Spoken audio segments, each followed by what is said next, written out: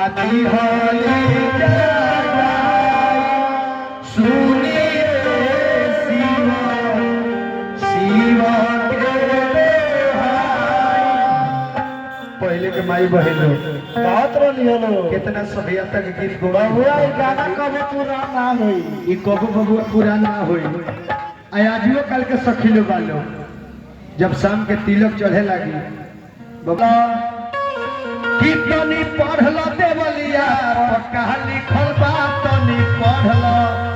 आतावार लिखल बा तल ऐसन सखी कहले कि रहो हो अब तू द माइक हमरा के हां ऐसन सखी कहले का कहली कि आतावार लिखल बा हां कि सोमार लिखल बा बड़ा अनुभव बा कि फलाना के दीदी के अरे दुकान लिखल बा तनी कि तनी पढ़